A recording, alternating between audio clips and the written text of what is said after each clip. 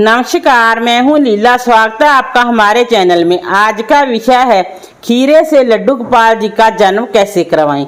लड्डू गोपाल जी का जन्म खीरे से कैसे कराएं, उसके लिए सबसे पहले आपको भगवान श्री कृष्ण जी के बाल स्वरूप लड्डू गोपाल चाहिए होंगे।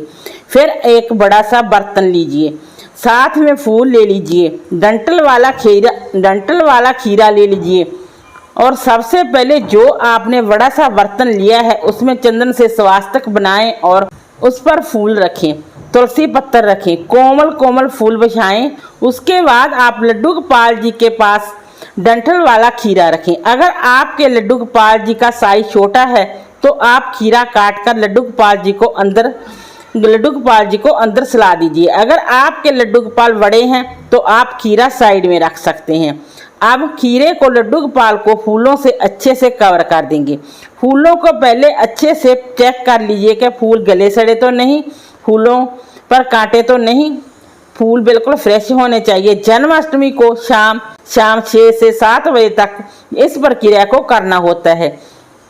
6 या 7 बजे किसी भी पात्र या टोकरी में फूलों के बीच लड्डू गोपाल को सला देते हैं और उसके बाद हम हाथ जोड़ के जहाँ से चले जाते हैं। फिर रात्रि 12 बजे लड्डू गोपाल जी का जन्म होगा। उस समय घर के सभी सदस्य लड्डू गोपाल जी के पास आकर ताली बजाकर, डोल बजाकर, हाथी घोड़ा पाल की, जय कन्हैया लाल की ऐसा बोलकर लड्डू गोपाल जी का जन्म करवाएंगे।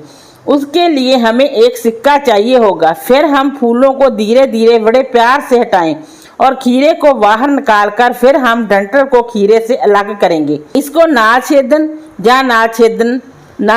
वेदन कहा जाता है। चाकू आपको नहीं लेना, सिक्के से नाल छेदनी है। क्लॉकवाइज डंठल को हटाएं। डंठल को हम किसी तुलसी के गमले में दबा दीजिए। फिर सिक्का घर में रखें और खीरा सभी को बांट दीजिए। उसके बाद आप लड्डू गोपाल जी को फूलों से बाहर निकालें। इस तरह लड्डू गोपाल जी का जन्म हो जाएगा। इसके बाद आप लड्डू गोपाल जी को पंचामृत से स्नान कराएं। उसके बाद आप जल से स्नान कराएं। इस तरह आपका स्नान पूर्ण हुआ। उसके बाद आप किसी अच्छे से सॉफ्ट से कपड़े से पोंछ दें। उसके बाद आप लड्डू गोपाल जी का श्रृंगार करें। पंचामृत जिसमें आपने लड्डू गोपाल जी का स्नान करवाया था, उस पंचामृत को आप इधर उधर ना डालें, वो पंचामृत चरणामृत बन जाएगा। प्रसाद स्वरूप आप सभी परिवार के सदस्य ग्रहण कर सकते हैं। और लड्डू गोपाल जी को नई पोशाक पहनाएं, इतर लगाएं, मोर पंख लगाएं। फिर आप विधि विधान से पूजा करें। धार्मिक मान्यताओं के अनुसार ऐसा कहा जाता है कि खीरा संतान सुख की प्राप्ति का कारक माना जाता है।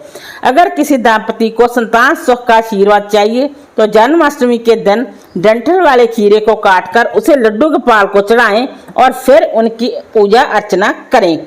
शास्त्रों के मुताबिक जिस तरह से एक बच्चे का जन्म माता की कोख से होता है, ठीक उसी तरह से जन्माष्टमी के दिन लड्डू गोपाल का जन्म खीरे से होता है।